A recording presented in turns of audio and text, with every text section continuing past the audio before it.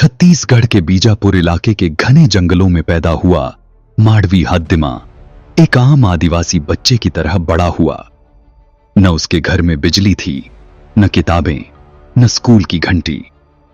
बचपन भूख, डर और जंगल के सन्नाटे के बीच बीता। सरकार उसके लिए सिर्फ नाम थी, लेकिन जंगल में चलने वाला नक्सलियों का कानून हर रोज उसकी आंखों के सामने था। जब वो छोटा था तब उसने पहली बार देखा कि कैसे हथियारबंद नक्सली गांव में आए, मीटिंग बुलाई और लोगों से कहा कि हम तुम्हें इंसाफ दिलाएंगे। उसी दिन उसके दिमाग में बंदूक ने जगह बना ली। जैसे जैसे हाद्दिमा बड़ा हुआ, वैसे वैसे नक्सलियों की पकड़ उस पर मजबूत होती गई। जवान होते ही उसे दस्ता मिल गया, ट्रेनिंग मिली, आईईडी बनाना, घात लगाकर हमला करना, जंगल में बिना निशान छोड़े चलना। अब वो सिर्फ माडवी हाद्दिमा नहीं था, वो नक्सल संगठन का भरोसेमंद कैडर बन चुका था। कुछ ही सालों में उसने खुद को एक खतरनाक फील्ड कमांडर के तौर पर साबित कर दिया। माडवी हाद्दिमा कई बड़े नक्सली हमलों में शामिल रहा। सुरक्षा बलों की गश्त पर आईईडी धमाके, सड़क निर्माण रोकने के लिए हमले, मोबाइल टावर उड़ाने की साजिशें और गांव वालों को डराकर नक्सलियों का साथ देने पर मजबूर करना, इन सब में उसका नाम सामने आता रहा। जिसने भी पुलिस या सीआरपीएफ को सूचना देने की कोशिश की, वो उसकी नजर में गद्दार बन गया।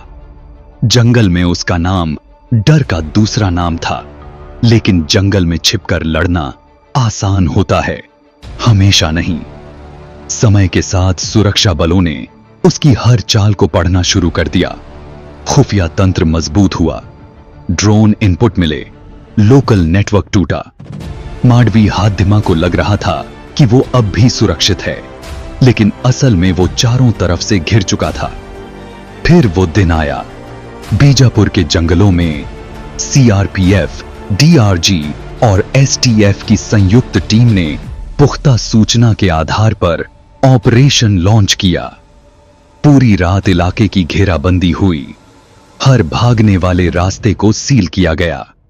सुबह होते होते मुठभेड़ शुरू हो गई। हाद्दिमा और उसके साथी जवाबी फायरिंग करते रहे, लेकिन इस बार हालात अलग थे। सुरक्षा बलों की रणनीति सटीक थी, दबाव लगातार बढ़ता गया। कुछ देर की मुठभेड़ के बाद माडवी हाद्दिमा घायल हुआ। भागने की कोशिश की, लेकिन जंगल जिसने उसे पहचान दी थी, वहीं आज उसका रास्ता रोक रहा था। आखिरकार सुरक्षा बलों की गोली ने उसके सफर को वहीं खत्म कर दिया। जिस बंदूक के सहारे उसने सालों तक डर फैलाया, वही बंदूक उसके किसी काम नहीं आई। माडवी हाद्दिमा मारा गया, एक नाम खत्म हुआ, एक चेहरा मिट गया। लेकिन कहानी यहीं रुकती नहीं है। उसकी मौत सिर्फ एक नक्सली के अंत की कहानी नहीं है, ये उस रास्ते की कहानी है जो गरीबी और डर से शुरू होकर हिंसा में डूब जाता है और अंत में सिर्फ मौत छोड़ जाता है।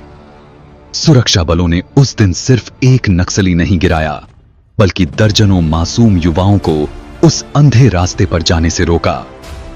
यही फर्क है कानून और बंदूक में, सुरक्षा और आतंक में।